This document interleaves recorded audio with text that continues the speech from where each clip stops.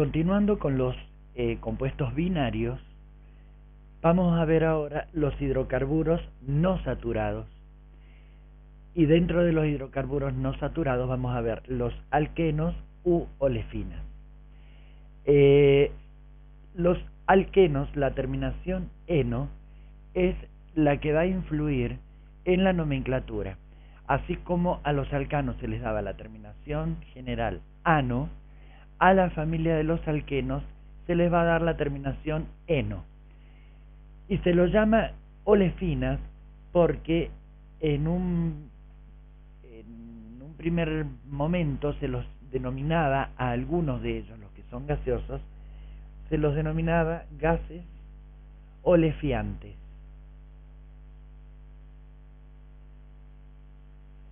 Donde ole provenía del latín oleum, que significa aceite, y fiantes viene de fiant, que significa formadores. Esto se observó, por ejemplo, en los primeros términos que son gaseosos, que cuando reaccionaban químicamente con halogenuros,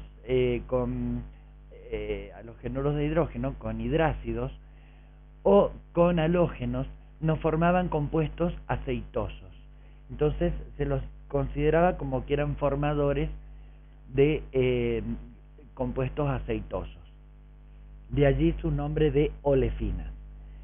Su fórmula molecular es carbono N, hidrógeno 2N. Y se aplica exactamente igual que como la aplicábamos para alcanos. N es el número de átomos de carbono, por lo tanto va a tener el doble de átomos de hidrógeno. Y en cuanto a su grupo funcional, lo que caracteriza a los alquenos es un doble enlace entre dos átomos de carbono. Y es directamente el grupo funcional alqueno. Vamos a hablar un poco de su formulación y nomenclatura.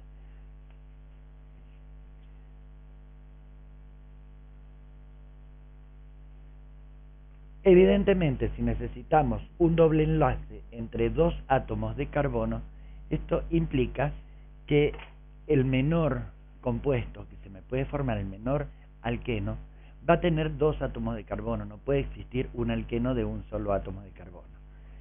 Y el de dos átomos de carbono se formula de esta manera, con el doble enlace entre los dos átomos de carbono.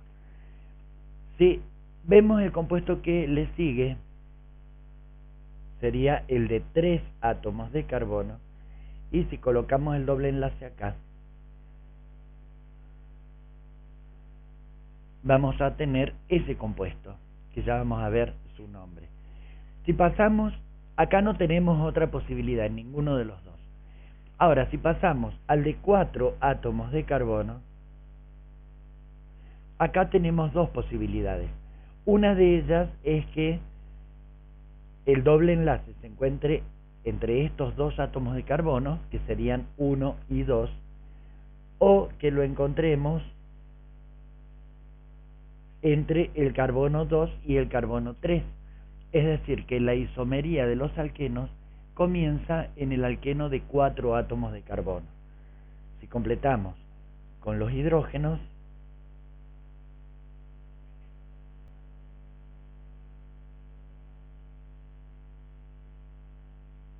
bien, y acá también tenemos otra posibilidad en este. Podemos tener una ramificación, en cuyo caso la ramificación vendría acá y el doble enlace lo podemos colocar acá.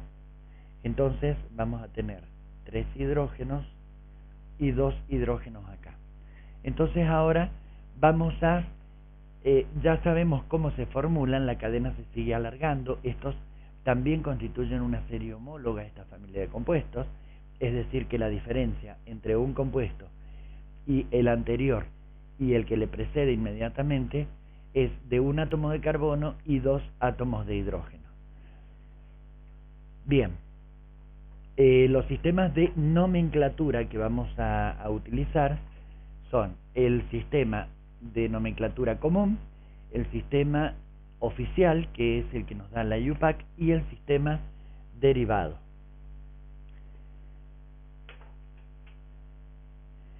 Por la nomenclatura común se les da a todos la terminación ileno, precedida por el prefijo que me indica el número de átomos de carbono. Entonces así tendremos el de 2 átomos de carbono proviene del etano, entonces con la terminación ileno quedará etileno. El de 3 átomos de carbono proviene del propano, por lo tanto será el propileno. El que sigue, de 4 átomos de carbono, proviene del butano, por lo tanto será butileno. Y el mismo nombre le correspondería a este que también proviene del propano, del butano. Entonces este también sería butileno. Ahora, como no pueden nombrarse de la misma manera, el sistema de nomenclatura común designa, no con números, sino con letras del alfabeto griego, la posición del doble enlace. En este caso está en el carbono 1, por lo tanto le correspondería la primera letra del alfabeto griego, sería el alfa butileno. Mientras que en este caso está en carbono 2, le correspondería la segunda letra del alfabeto griego, tendríamos el beta butileno. Y por la nomenclatura común, este isómero tiene, como vemos, 2 metilos terminales. Dijimos que cuando tenemos 2 metilos terminales se le daba la terminación iso, el prefijo iso, perdón, no la terminación. Entonces, tiene 4 átomos de carbono en total, entonces este, por la nomenclatura común, será el iso butileno. Eso en cuanto a la nomenclatura común. Vamos a ver ahora por la nomenclatura IUPAC, bien digo, por el sistema oficial, era el prefijo y la terminación eno. Entonces, en este caso, proviene del etano, tenemos que cambiar la terminación ano por eno. Entonces, por IUPAC, este sería eteno, este viene del propano, cambiamos ano por eno, queda propeno, y a partir de acá es buteno, porque proviene del butano, y este también proviene del butano, por lo tanto también buteno. El criterio es el mismo de la nomenclatura común, solo que la nomenclatura IUPAC utiliza números para marcar la posición del doble enlace. En este caso está en carbono 1, por lo tanto es 1-buteno, y en este caso está en el carbono 2, por lo tanto sería el 2-buteno. En este caso, para aplicar la nomenclatura por el sistema oficial, tenemos que buscar la cadena más larga que contenga al doble enlace, que es el grupo funcional, con lo cual la cadena principal más larga puede ser esta, que es de 3 átomos de carbono, o esta, o esta. Vamos a considerar esta como cadena principal, donde este metilo va a ser la ramificación. La ramificación se encuentra en el carbono 2 y el grupo funcional, el doble enlace, en carbono 1. Por lo tanto, a este compuesto se lo va a llamar, si el metilo está en el carbono 2, va a ser 2-metilpropeno. En este caso no hay otra opción. El doble enlace tiene que estar sí o sí, va a quedar en un carbono 1. Pero si la cadena es más larga, acá habrá que agregarle, supongamos, 2-metil-1-propeno, donde el 2 me indica la posición del grupo metilo y el 1 me indica la posición del doble enlace. Con respecto a la otra nomenclatura, la nomenclatura derivada, etileno no va a tener nombre derivado, o sea, va a coincidir con el nombre común, porque se va a nombrar a todos los otros como derivados del etileno. Bien, entonces buscamos dónde se encuentra el etileno, que es este, y vemos que a él está unido ese grupo, que es el metilo. Por lo tanto, este se va a llamar metil etileno. En este caso, el grupo etileno es este, y lo que está unido a él es este grupo, que es, me faltó un hidrógeno acá, va a venir unido este grupo, que es el grupo etilo. Por lo tanto, este va a llamarse etileno.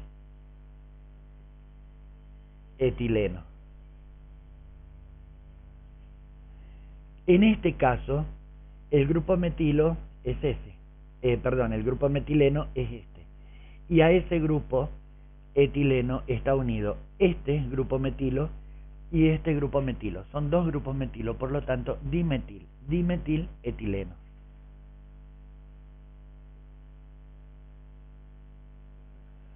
Dimetil etileno. Y en este caso, si este es el etileno, tengo unidos dos grupos metilo. Por lo tanto, también se va a llamar dimetil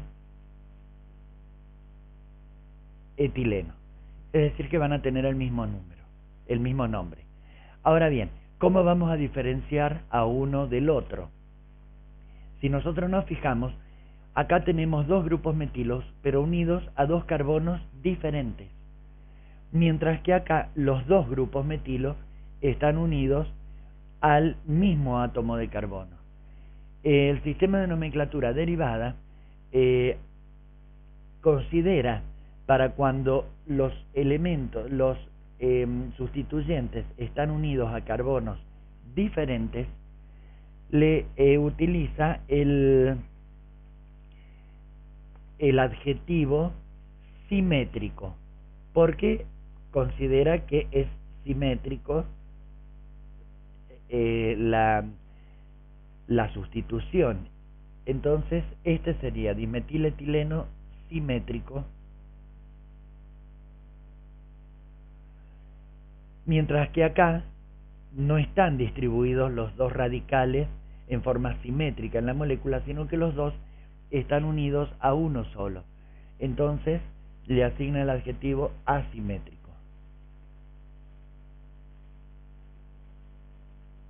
O sea que el nombre de este compuesto, el nombre derivado, sería dimetiletileno simétrico. Y este es el dimetiletileno asimétrico.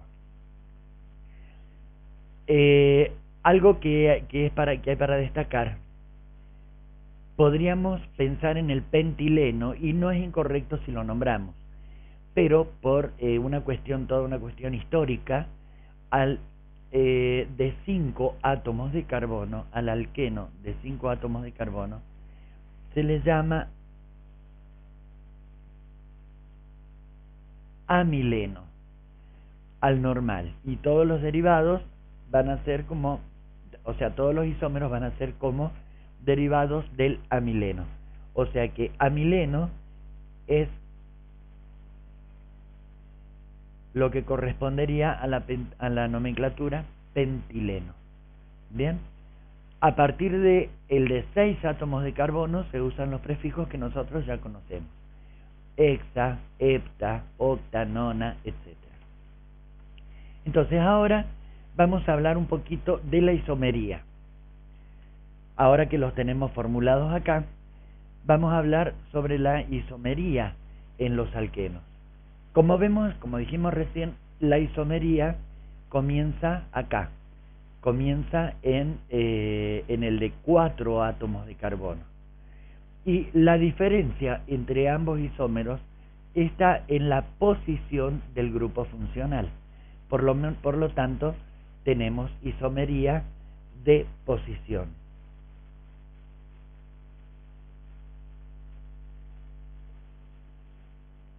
La isomería de posición, acá la tendríamos entre estos dos.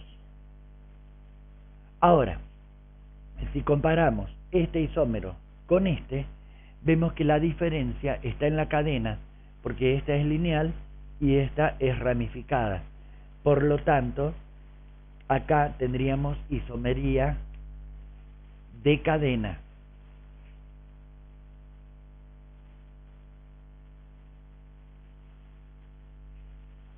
Pero en los alquenos se nos da otra isomería, que es la isomería geométrica. La isomería geométrica también es llamada isomería cis-trans. ¿Debido a qué? La isomería cis-trans se debe a que, si recordamos la molécula de etano, que era la de 2 átomos de carbono, este es un hidrocarburo saturado, si nosotros sustituimos un átomo de hidrógeno por, supongamos, un halógeno, nos queda este compuesto. Ahora, si sustituimos en el carbono simétrico otro halógeno, vamos a ver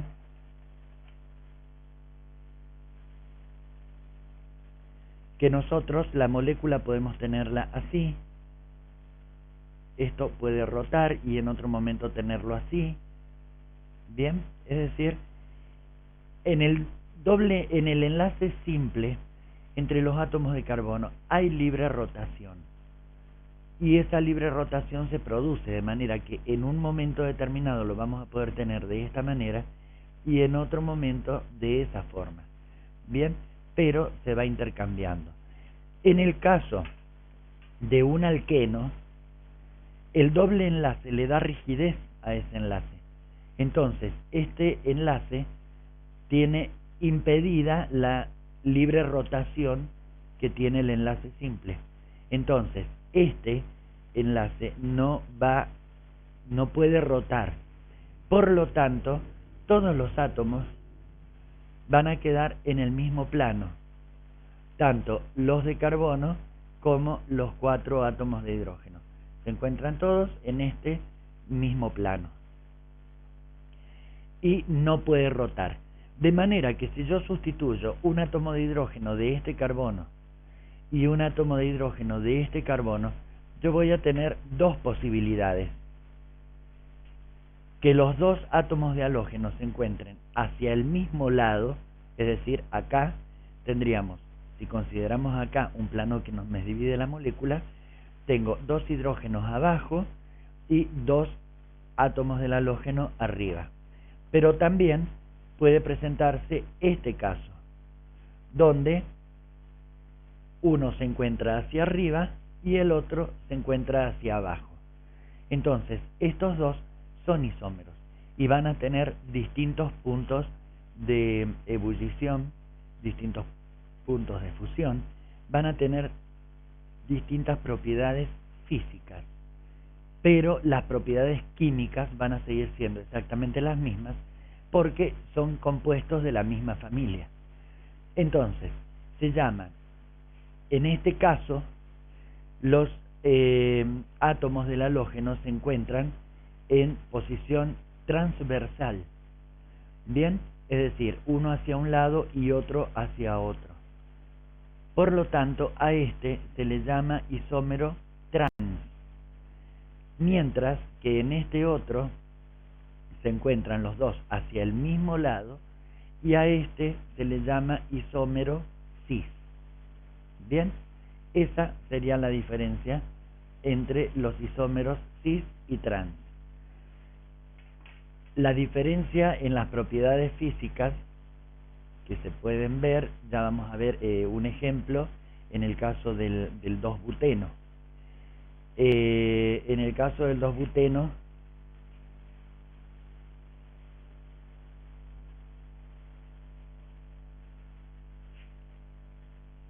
el 2-buteno era este, ¿bien? vemos que el carbono está unido a un hidrógeno y a un grupo metilo. Y en este caso está unido a un hidrógeno y a un grupo metilo. Entonces acá, ¿qué vamos a tener? En este caso, acá tenemos un metilo y el otro metilo está en posición transversal. Es decir, este es el isómero trans y este se va a llamar trans 2-buteno. Mientras que en este otro ejemplo, un metilo lo tenemos acá y el otro metilo lo tenemos acá, los dos hacia el mismo lado. Por lo tanto, este es el cis-buteno. Si nosotros vemos, los queremos escribir en el papel, vamos a tener hidrógeno, hidrógeno, y acá vamos a tener un grupo metilo y acá el otro grupo metilo. La cadena más larga es esa, por lo tanto este es el 2-buteno, isómero cis. ¿Y cómo lo vamos a nombrar? Cis 2-buteno. ¿Cuál sería el isómero trans? Uno de los metilos hacia el otro lado. Es decir, si un metilo lo tenemos acá a la izquierda, el otro tiene que venir a la derecha. Y este es el isómero trans-buteno. Trans 2-buteno.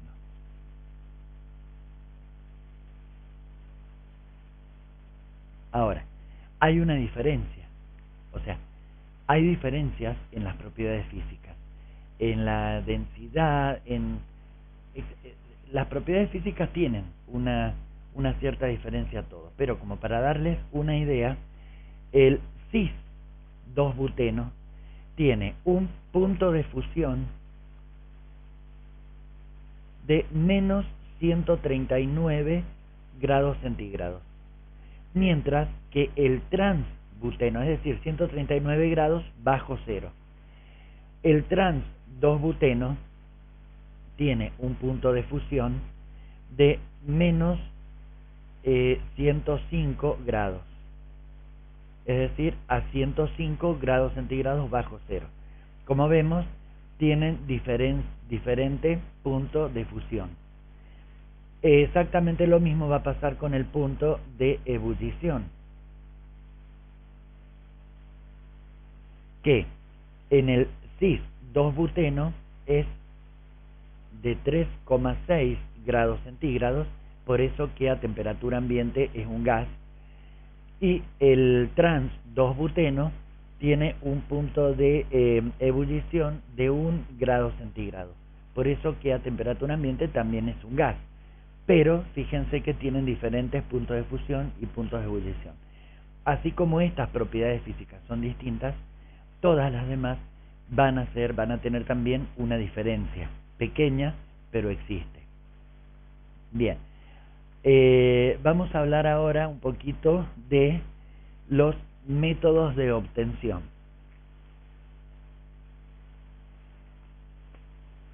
Antes de hablar de los métodos de obtención, vamos a hablar de algunas propiedades físicas antes de que borre la pizarra. Las propiedades físicas de los alquenos son muy similares a las de los alcanos.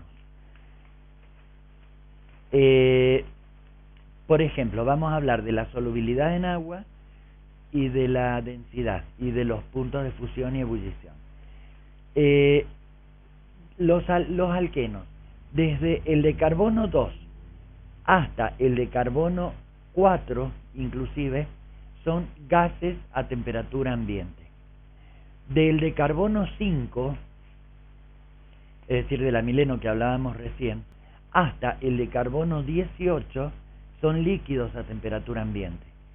y a partir del de 19 átomos de carbono en adelante son todos sólidos.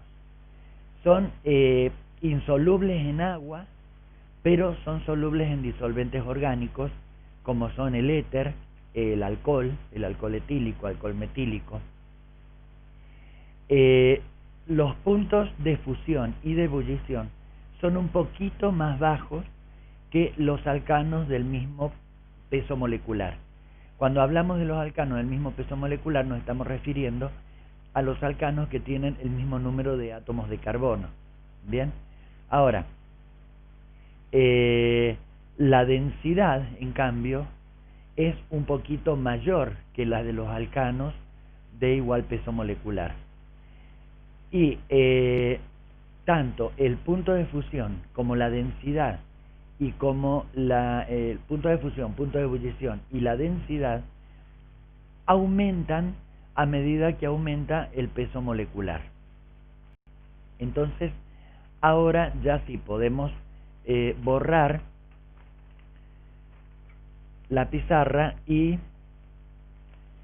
comenzar a hablar de métodos de obtención. Cuando hablamos de métodos de obtención, hablamos generalmente en el laboratorio.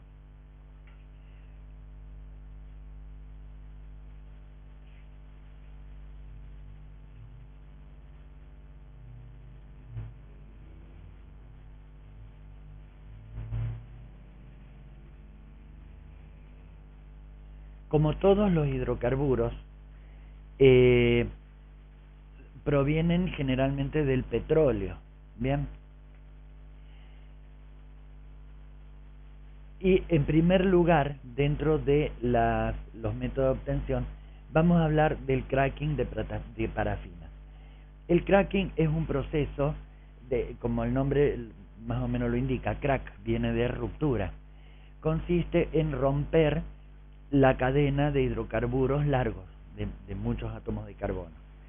Esto es muy usado en la industria del petróleo porque mediante los mecanismos de cracking o pirólisis, que también se le llama porque se trabaja a temperatura elevada, se rompen las cadenas y es muy utilizado para la obtención de naftas, que son octanos, para la obtención de naftas a partir de parafinas de poco valor comercial. Bien, el método industrial consiste a obtener como resultado no un compuesto puro, sino mezclas de compuestos, de alcanos y de alquenos. Por ejemplo, si vemos la pirólisis o cracking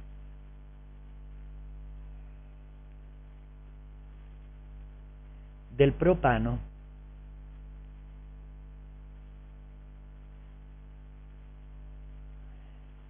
este proceso se realiza, el cracking para el caso del propano, a una temperatura de 500 grados centígrados y obviamente a presión elevada también. Esto nos va a dar como resultado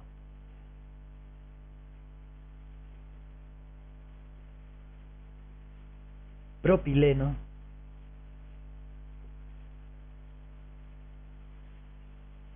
pero acá no se rompió la molécula porque sigue teniendo 3 átomos de carbono. Esto es un subproducto.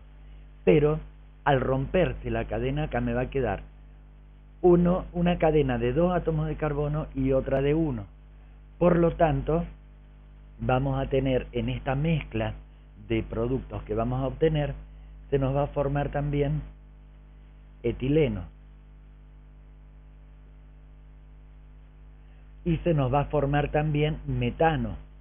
Recordemos que la cadena de un átomo de carbono no me puede formar doble enlace con nadie, por lo tanto se hidrogena. Y también como producto vamos a obtener hidrógeno. Es decir, que por pirólisis o cracking de un alcano vamos a obtener una mezcla de olefinas, hidrocarburos, hidrógeno. Bien. La importancia, dijimos que muchas veces no nos produce mezclas de alquenos, sino que nos produce un alto rendimiento en naftas, en octanos. Bueno, el otro método de obtención podemos considerar la deshidratación de alcoholes. En la deshidratación de alcoholes, ¿cómo sería? Se tiene que formar una molécula de agua y desprenderse.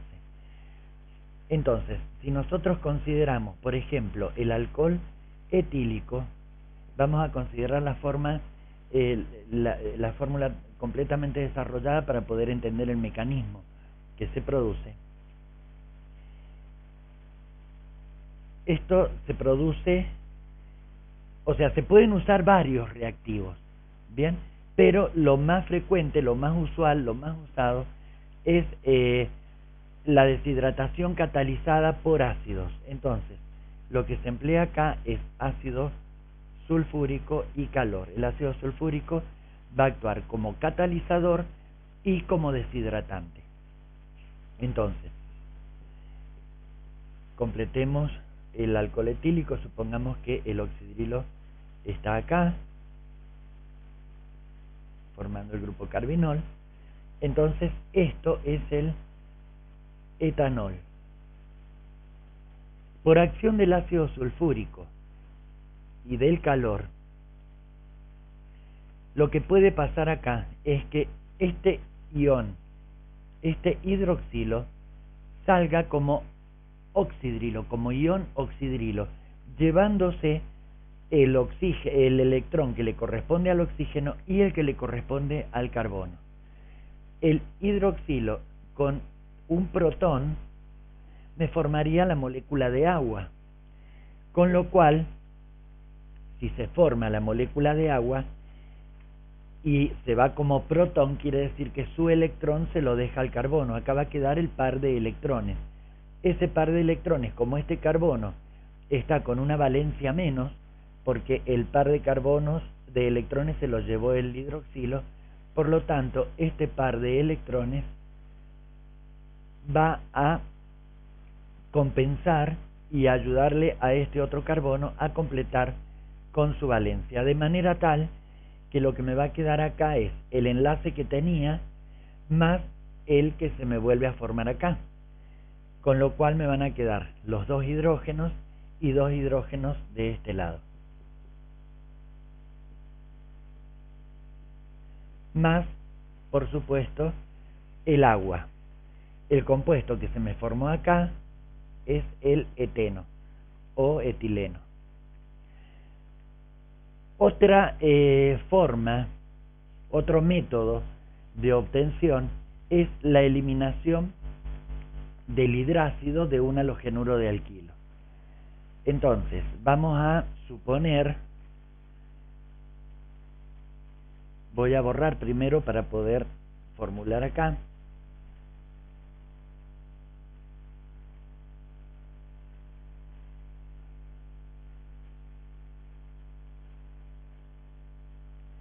Y acá que vamos a partir de un halogenuro de alquilo.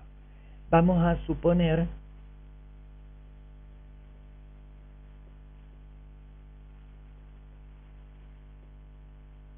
ese halogenuro de alquilo, que es el yoduro de isopropilo. Yoduro de isopropilo. Ese sería su nombre común. Bien, lo que se emplea para la eliminación de hidrácidos se debe trabajar en medio alcalino, y el hidróxido tiene que ser fuerte y disuelto no en agua sino en alcohol. Es decir, vamos a trabajar con una solución de un hidróxido en solución alcohólica, no acuosa. Bien, se puede usar el hidróxido de potasio o el hidróxido de sodio. Generalmente se usa más el hidróxido de potasio es más soluble en el alcohol. El hidróxido de sodio en alcohol no es muy soluble. Entonces, vamos a ver qué pasaría si lo hacemos reaccionar con hidróxido de potasio, y recordemos que esto se produce en solución alcohólica.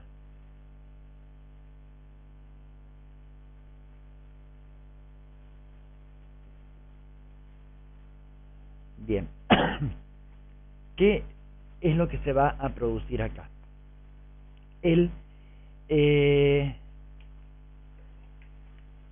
Sabemos que el hidróxido de potasio, ¿de qué manera va a disociar? El potasio con su carga positiva y el ion hidroxilo con su carga negativa. Bien, perfecto. El potasio tiene mucha afinidad por el yoduro. Entonces, el potasio va a inducir a que este átomo de yodo con el par de electrones, con los dos electrones, el que le pertenece a él y el que le pertenece al carbono, se va a separar de acá. Bien, entonces, lo que debería hacer acá es, en vez de poner los 3 hidrógenos acá, vamos a poner 2 acá y 1 que es el que se va a despegar. Entonces, el ion hidroxilo va a inducir la salida del, el ion potasio va a inducir a la salida del yodo. Entonces, ¿qué me va a quedar como producto? Yoduro de potasio. Bien. A su vez,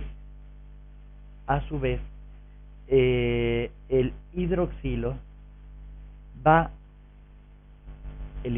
que va a quedar libre va a inducir la salida de este hidrógeno como protón, es decir, dejando su electrón. Bien, con lo cual también se me va a formar agua. Ahora, una vez que han salido yoduro y el protón, este par de electrones viene a compartirlo con el otro átomo de carbono para que pueda compensar esa valencia libre que le quedó. Entonces, con esto, ¿qué vamos a tener? La cadena de 3 átomos de carbono, tal como la tenemos acá, el primer carbono unido a los 3 hidrógenos, acá va a seguir estando el hidrógeno, el enlace simple se va a convertir en enlace doble, y acá me quedan estos 2 hidrógenos. Es decir, que vamos a tener, ¿qué compuesto? El propeno, o propileno, como le queramos llamar. Eso sería la eliminación de un hidrácido. Es decir, se va a retirar el halógeno por acción del ion metálico. Eso va a provocar que el hidroxilo genere la salida de este protón, se produce el desplazamiento del par de electrones y se me forma el doble enlace. Bien, eso sería entonces la eliminación de hidrácido de un halogenuro de alquilo. El hidrácido que sale no queda como hidrácido, porque evidentemente si tenemos hidróxido de potasio, si saliera el hidrácido, va a reaccionar con el hidróxido de potasio para darme la sal, yoduro de potasio, y agua, que es lo que tenemos acá. Bueno, vamos a hablar ahora de las propiedades químicas. Y en las propiedades químicas, ¿qué podemos decir? Las propiedades, o sea, la característica más importante dentro de las reacciones químicas de los alquenos son las reacciones de adición al doble enlace. Entonces esto lo vamos a escribir con un color más llamativo. Reacciones de adición.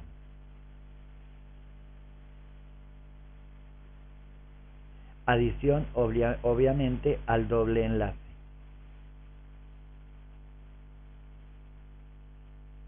Ahora, no todas son de de adición. Vamos a empezar viendo las de oxidación, que son muy importantes. La oxidación completa es también llamada combustión.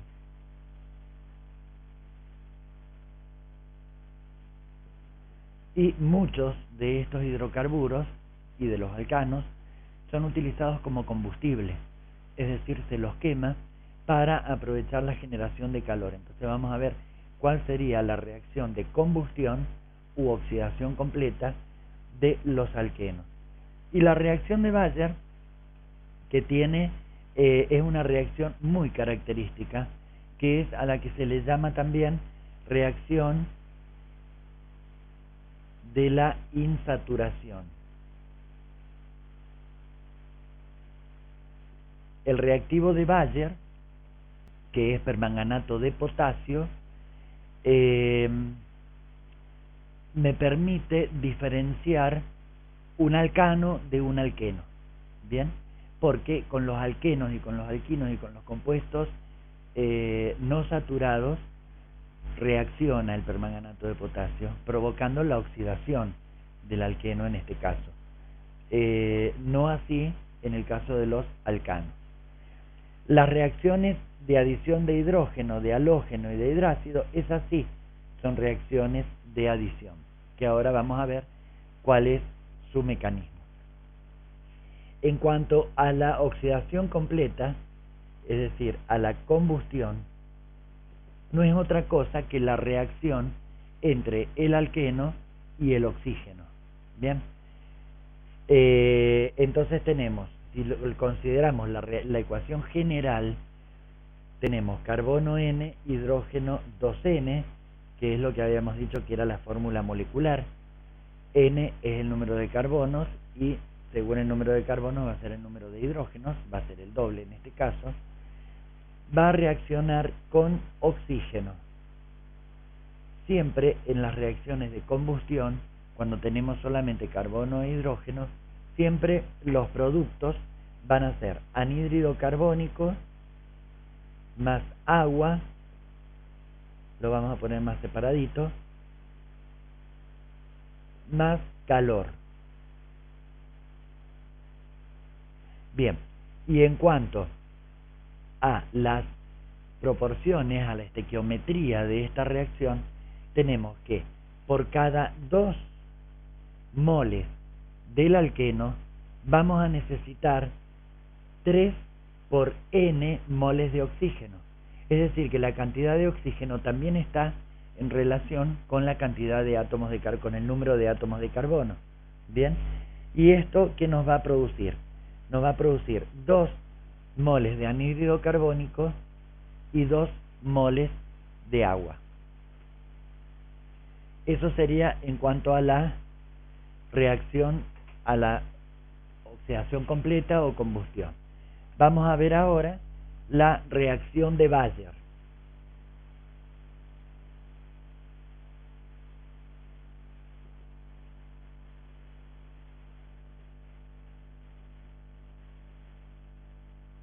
Combustión y la reacción de Baeyer. El reactivo de Baeyer es, como dijimos, una solución diluida de permanganato de potasio. El permanganato de potasio tiene color violeta muy característico y se debe trabajar con soluciones diluidas para poder observar el cambio. Es un oxidante. El ion permanganato es un agente oxidante de color violeta. Si nosotros burbujeamos un gas a través de una solución de permanganato de potasio, si el gas es insaturado, por ejemplo, si es un alqueno, se va a producir la oxidación ahí sobre el grupo, sobre el doble enlace. Con lo cual, si se oxida el alqueno, evidentemente el ion permanganato, que es el oxidante, se tiene que reducir.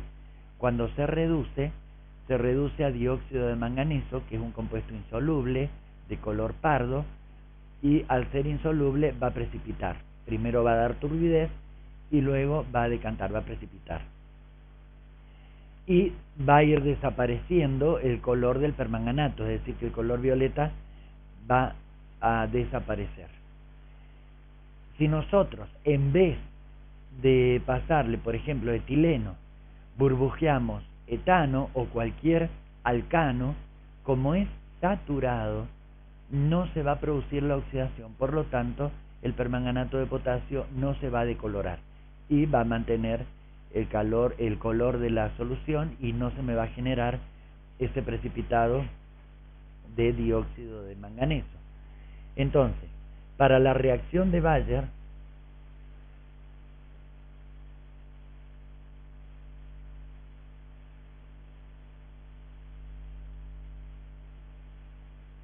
lo vamos a poner hacia arriba y hacia abajo a los dos hidrógenos para acá agregarle, esto es etileno, tiene 2 átomos de carbono y va a reaccionar con el ion permanganato, bien, y en presencia de agua, obviamente. El producto que vamos a obtener acá se va a oxidar, se va a romper el doble enlace y se van a agregar 2 hidroxilos en los carbonos vecinales. Entonces, ¿qué va a pasar? El doble enlace va a desaparecer, va a quedar enlace simple. Los 2 hidrógenos que tenía los va a seguir teniendo acá, y en los enlaces que quedaron libres se van a unir 2 grupos hidroxilo. Ese grupo, carbono unido a un hidroxilo, es el grupo característico de los alcoholes, es el grupo carbinol, que ya lo vamos a ver en la clase de alcoholes. Cuando tenemos 2 grupos alcohol en una misma molécula, se habla de glicoles. Esto ya lo veremos en detalle en la clase de alcoholes. Entonces, este que tiene 2 átomos de carbono se va a llamar etilenglicol. Bien, ¿qué otro producto vamos a tener? Iones hidroxilo que se me van a formar más el dióxido de manganeso, que es el que dijimos que precipita, porque es insoluble y es un precipitado de color pardo. Bien, en cuanto a la estequiometría de esta reacción, tenemos que 3 moles de etileno reaccionan con 2 de permanganato. Al desaparecer este, dijimos que se va produciendo la decoloración del permanganato, y 4 de agua. Esto me va a generar 3 moles de etilenglicol, 2 iones hidroxilo y 2 de dióxido de manganeso.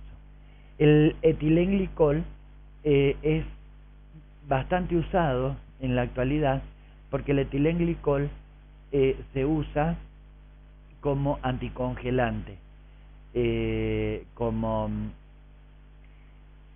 refrigerante, ¿bien? Y es el que se agrega a los autos, a los automóviles, para evitar que se congele en épocas de frío y para evitar también el sobrecalentamiento en épocas de calor. Vamos a ver ahora la adición de hidrógeno. La adición de hidrógeno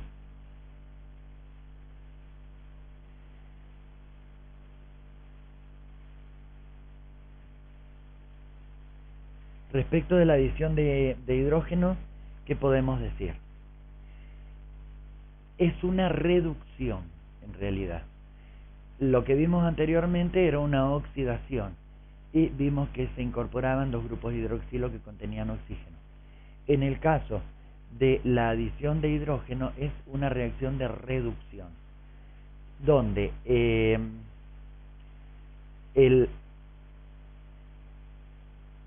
vamos a ver el caso, por ejemplo, de etileno. El etileno va a incorporar una molécula de hidrógeno. Evidentemente esto se tiene que producir a temperatura y además se necesita de catalizadores para que aceleren la reacción. Esos catalizadores pueden ser níquel, que es el más usado, o también puede ser platino. ¿Qué va a pasar? La molécula de hidrógeno se va a separar en sus dos átomos. Se va a romper el doble enlace, uno de los átomos se va a unir a este carbono y el otro a este carbono, con lo cual lo que vamos a obtener es el etano. Entonces, partimos del eteno, por hidrogenación nos va a quedar etano. Fíjense que este es un hidrocarburo no saturado porque tiene un doble enlace. Cuando lo hidrogenemos se me obtiene un hidrocarburo saturado, es decir, un alcano, ¿bien? Donde no tiene ningún doble enlace, por eso es saturado. A eso se refiere cuando clasifican a los hidrocarburos en saturados y no saturados. Son saturados de hidrógeno. Los alquenos, y vamos a ver que los alquinos también, como tienen enlaces múltiples, sí pueden reaccionar con hidrógeno y pueden adicionarlo. En cambio, los alcanos, los hidrocarburos saturados, no lo pueden hacer. Esta reacción es exotérmica, o sea que también produce calor la hidrogenación. Y esto es muy importante y vamos a volver a ver estas reacciones de adición de hidrógeno, pero a otros compuestos más adelante cuando lleguemos a la parte de lípidos, porque esto sería la base de la transformación del aceite vegetal en margarina. Bueno, ahora nos quedaría la adición de hidrácidos. Y para hablar de la adición de hidrácidos, tenemos que hablar de la regla de Markovnikov. Entonces, vamos a ver primero la adición de halógenos y luego vamos a ver la de hidrácidos. La adición de halógenos es igual que la de hidrógeno. Si nosotros tenemos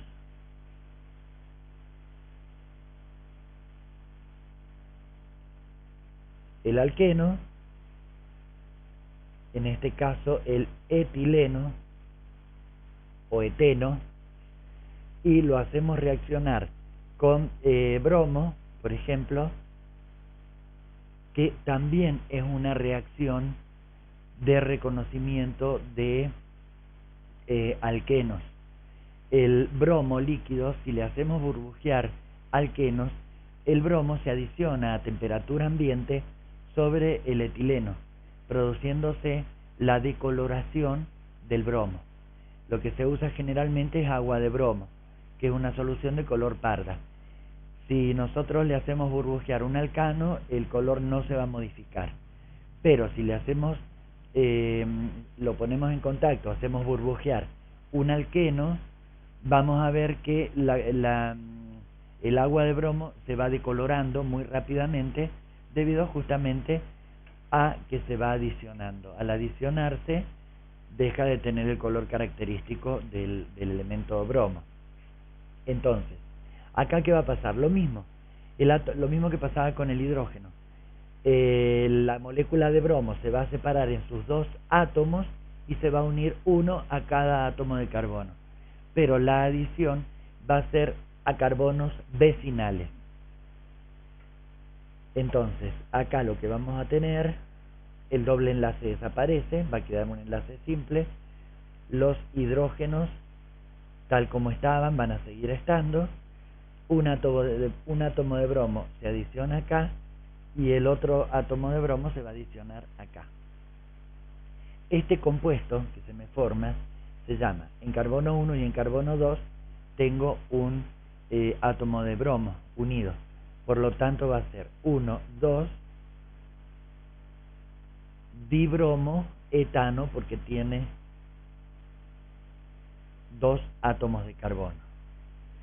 También se lo conoce como bromuro de etileno. Es decir, ese grupo sin los átomos de bromo es el radical etileno, por lo tanto se lo conoce con el nombre de bromuro de etileno, y también es bastante usado porque se lo usa como antidetonante de las naftas. Bien, entonces es un antidetonante que reemplaza los compuestos de plomo. Bien, creo que no me falta nada. Bien, pasamos ahora sí a la adición de hidrácidos. Hasta ahora hemos adicionado moléculas que son simétricas. Por ejemplo, hemos adicionado hidrógeno, que es una molécula simétrica, está formada por dos átomos iguales. Hemos adicionado halógenos, como pueden ser flúor, cloro, bromo, yodo, pero en todos los casos son moléculas simétricas lo que le estamos agregando. En el caso, por ejemplo, del hidrácido, supongamos que le queramos agregar ácido yodhídrico, si bien son dos átomos los que forman la molécula, pero son dos átomos diferentes. Y el ácido yodhídrico se va a disociar dando un protón, como todo ácido, más el ion yoduro, es decir, se va a disociar en una parte positiva y en una parte negativa. Entonces, vamos a hablar de la regla de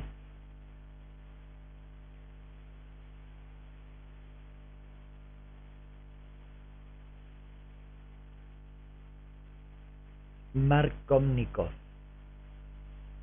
La regla de Markovnikov me dice que cuando se adiciona un compuesto que es asimétrico, como en este caso, lo va a hacer de manera tal que la parte negativa, es decir, en este caso el ion yoduro, se va a unir al átomo de carbono,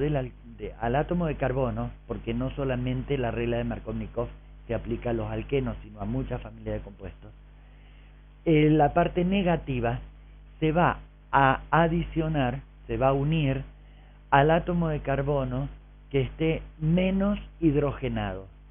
Entonces, vamos a ver esto con un ejemplo. Si por ejemplo tenemos el propeno,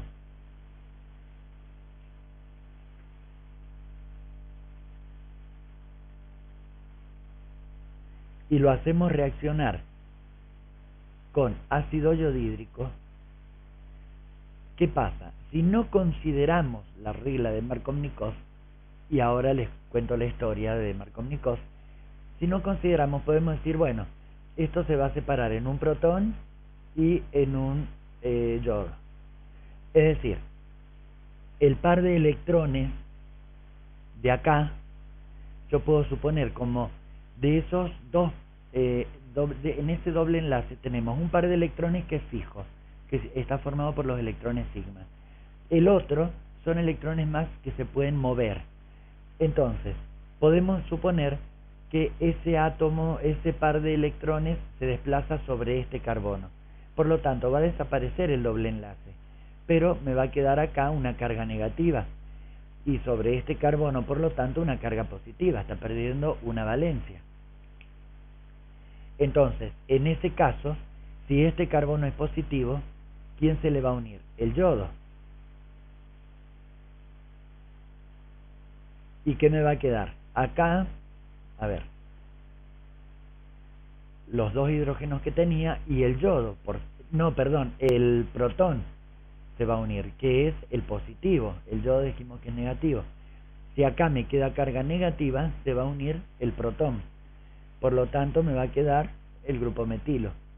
Y el yodo, por ser negativo, va a buscar el carbono que está positivo, es decir que el yodo, vamos a cambiar el hidrógeno, el yodo se va a unir acá. Pero también está la posibilidad que el desplazamiento sea al revés, es decir, que este par de electrones venga sobre este carbono, con lo cual me va a quedar negativo acá y positivo acá. En ese caso, el protón se va a unir a ese carbono.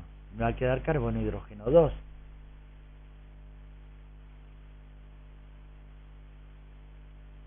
El enlace simple y acá carbono hidrógeno 2 y el yodo, que es negativo, se va a unir a este carbono que está positivo. Me va a dar este otro isómero. Bien, este se llama yoduro tiene 2 metilos terminales, isopropilo. Y este es el yoduro de N-propilo.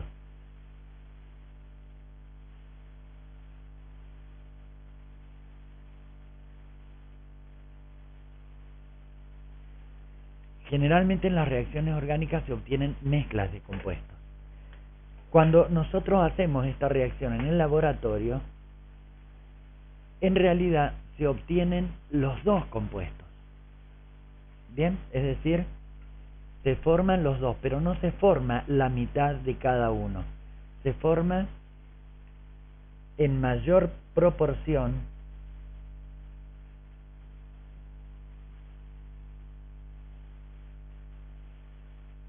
supongamos, por decir algo, se nos forma de yoduro de isopropilo un 85%.